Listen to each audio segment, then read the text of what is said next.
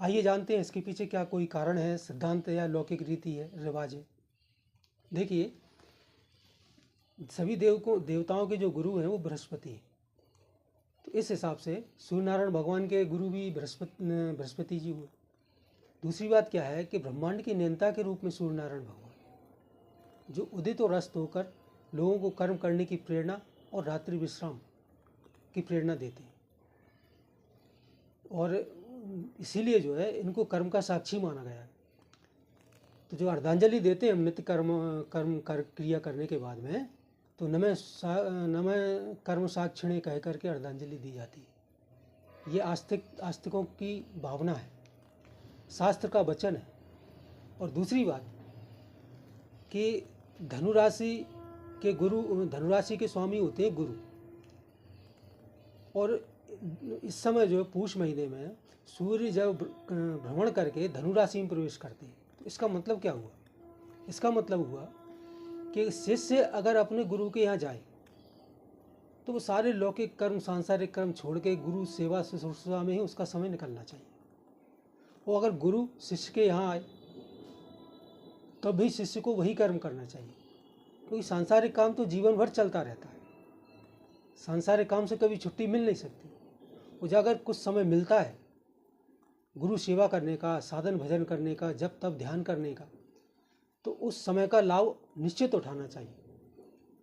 तो जब सूर्य नारायण भगवान धनु राशि में प्रवेश करते हैं तो जो है शिष्य का कर्तव्य हो जाता है कि गुरु की सेवा करे, क्योंकि वो गुरु के स्थान पर पहुंचा है।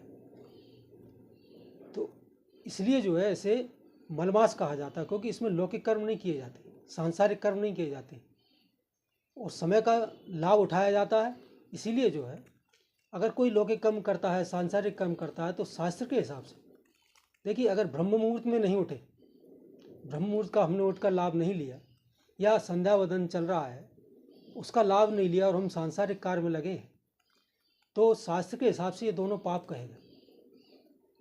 तो समय का लाभ लेना परम आवश्यक है, इसीलिए जो है इसे मलमास कहा जाता है।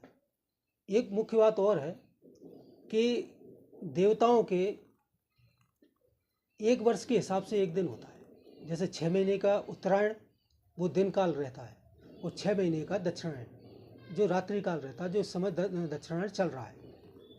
14 जनवरी को मकर संक्रांति में मकर राशि में प्रवेश करते ही सूर्य नारायण के और उत्तरायण शुरू हो जाएगा।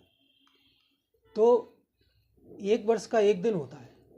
तो उस एक वर्ष में जो एक महीने पूस का है, जिसमें शिष्य सूर्य नारायण भगवान अपने गुरु की सेवा में लगे हुए, तो अपने हिसाब से तो वो एक महीने का समय जो है पलक झपकते ही निकल जाएगा, और कर्म के साक्षित्व भी नहीं रहेगा सूर्य नारायण भगवान का। इसीलिए इसे मलमास कहा जाता है।